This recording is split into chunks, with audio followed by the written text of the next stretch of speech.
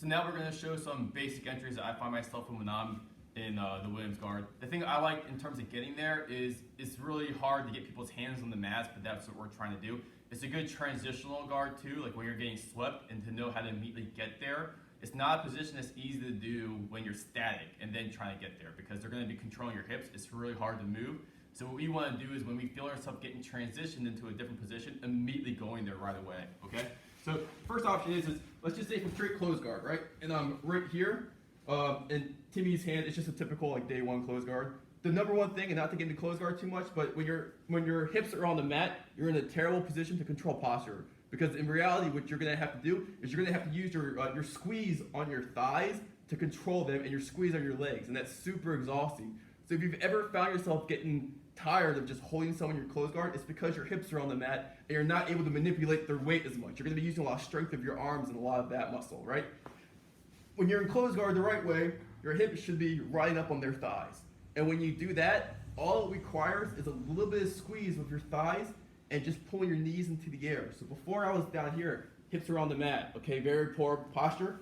But when I'm up here, and you'll see people in competition, they'll sit here because it's easier, but when they're ready to make a move, you'll see them just control the wrists and their hips will ride up. And as soon as I do that, all you have to do, especially if, let's say we have the gi on, Timmy's just grabbing my belt, okay? This happens all the time, this is worst case scenario. Instead of just going in one motion, watch what I do. I'm gonna shimmy my legs like 1, 2, 3, and then do a big oompa. So I'm here, right? I'm gonna go, boom, hands hit the mat, okay?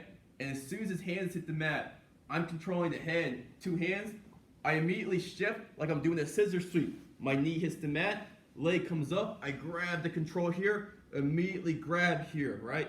Then you can cross, and then I can wait for him to start posturing. As soon as he postures, you see I move the hand out, okay? So that's one.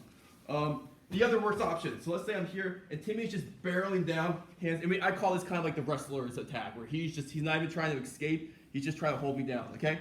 The number one thing with the Williams is they need to get inside control. So this isn't bad, but you're gonna see my hands come up like I'm riding a roller coaster, right?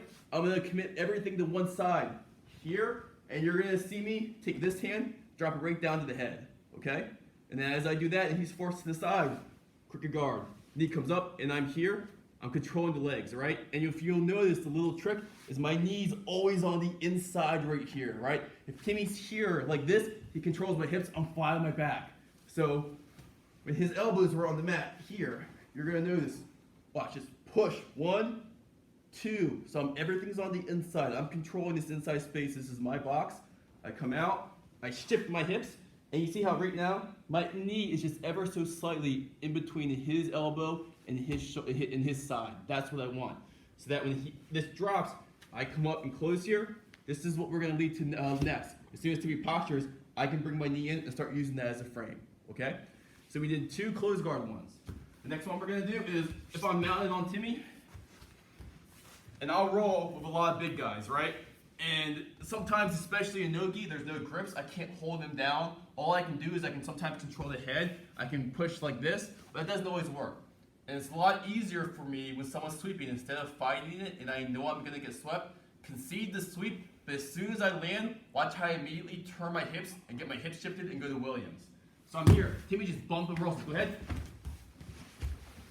Immediately, foot comes up, I grab over here, and you're gonna see me immediately start attacking for the Williams guard, okay? So that's 3, right? I'm gonna show you one more that our guy Billy's been working this week. We've been doing a lot of half guard and lockdown positions, okay? And this works really well from the lockdown when people start trying to pass your half guard. So I'm here, okay? Typical lockdown, I'm coming outside in, I'm locking down the leg, and in lockdown, typically what we want is we want people to be up high. But let's say Timmy's trying to pass. So he gets low, and we'll show you the pass real quick. He gets low, and basically he just goes to the side, sprawls his hips out, and boom, okay, I'm gone, right? And he's good, good. Now, we're here in lockdown. We feel people getting low, and we know that they're gonna start trying to sprawl. But before they do that, their hands tend to wrap around, around the waist if they're about to do like a stack pass or a pressure pass.